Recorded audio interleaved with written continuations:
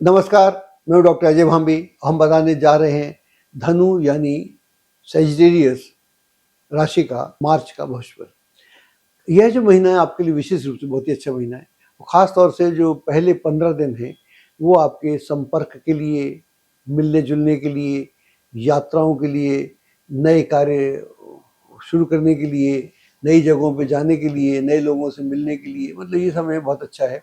और जो भी आप करना चाहते हैं या जो भी आपकी प्लानिंग, आप राइटर हैं, फिलोसोफर हैं या पोइट हैं या जो भी कुछ हैं, क्रिएटिव फील्ड जिससे भी संबंध रखते हैं, तो उन विचारों को, उन आइडियाज़ को पेपर पे लाना चाहिए, व्यवहार में लाना चाहिए, ज़िंदगी में लाना चाहिए। और उसके लिए आप देखेंगे कि आपको आपका जो वातावरण है, जो जिन लोगों से आपको उम्मीद है, दरकार है, वो लोग भी आपके लिए काफ़ी सहयोगी सिद्ध होंगे।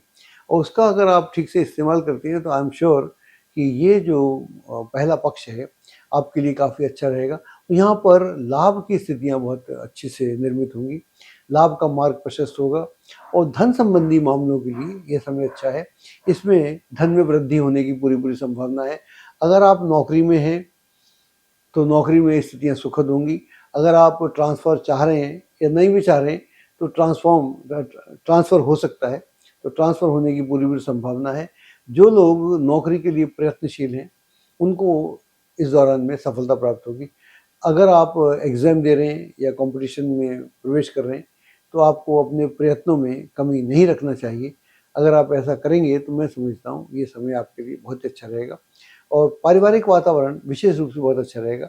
परिवार में उत्सव का सा माहौल देखने को मिलेगा और परिवार में कोई विवाह या संतान जन्म आदि भी हो सकता है। जो लोग घर बनाना चाहते हैं, घर खरीदना चाहते हैं या कुछ रेनोवेशन टाइप करना चाहते हैं, उसके लिए भी ये समय बहुत अच्छा है। अब जैसे हम सेकंड हाफ में आते हैं 15 तारीख के बाद, वहाँ आप देखेंगे कि स्थितियाँ तो अच्छी हैं, लेकिन कुछ प्रेशर घर से भी आ गए हैं, डोमेस्टिक, और कुछ प्रेशर ऑफिशियल भी हैं। इन दोनों के बीच में एक तनाव का वातावरण देखने को मिलेगा।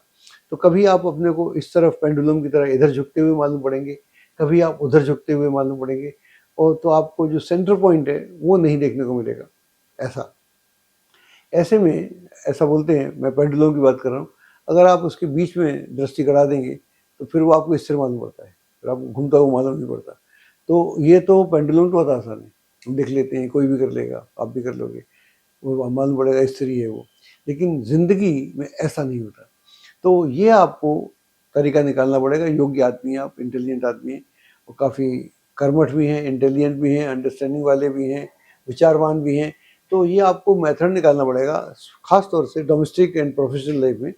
उसमें एक संतुलन कैसे स्थापित किया जाए, और अगर आप इसको ठीक से कर लेते हैं तो मैं नहीं समझता कोई आपकी स्थिति खराब होने वाली है। हाँ, एक और बात है कि कार्य में, कार्य के क्षेत्र में एक अनएक्सपेक्टेड प्रेशर रहेगा, जो प्रेशर हल किया जा सकता है। तो बजाय उससे लड़ें या उससे घबराएं या उसके खिलाफ हो जाएं, कई बार ऐसा भी हो जाता है, आदमी काम कर रहा है, उसके बहुत ज़्यादा काम दे दिया, तो वो काम तो समझता नहीं, इरिटेट पहले हो जाता है, गुस्सा पहले हो जाता है, अपसेट पहले हो जाता है, उसको षड्यंत्र भी मालूम पड़ता है। इन सब झंझटों से दूर रख के अपने को, अगर आप उस कार्य को देखना पसंद करेंगे, चाहेंगे इसमें है क्या, तो आपको मालूम पड़ेगा कि ऐसा कोई आसमान नहीं गिर रहा था, ना कोई आसमान सर पे आ रहा था। हाँ, थोड़ी असुविधा है, which can be handled, tackled beautifully. तो आई थिंक ये अगर आप कीजिएगा तो मैं समझता हूँ आपको बहुत अच्छा रहेगा। और परिवार में भी ऐसा बुरा नहीं है, कुछ लोग आपकी बात नहीं समझ पाएंगे, लेकिन कुछ लोग समझ भी रहे होंगे। जो समझ रहे होंगे उनसे अगर हम उनको समझ सकें या उनकी बात को समझा सकें तो दैट इज़ ऑल्सो अच्छी बात हो जाती है। उससे भी एक सुखद एनवायरनमेंट क्रिएट हो सकता है। तो अगर आप कुछ खरीद-फ़रोख्त करना चाह रहे हैं, तो थोड़ा-सा सेकंड हाफ में ध्यान रखने की ज़रूरत है। फर्स्ट हाफ में कोई दिक्कत नहीं है। यात्राएँ भी होंगी, यात्राएँ या तो परिवार में आवश्यक रूप से होंगी या नौकरी में आवश्यक रूप से होंगी। तो उन यात्राओं के जितने लाभ हो सकते हैं उतने होंगे। कुल मिलाकर अच्छा महीना है।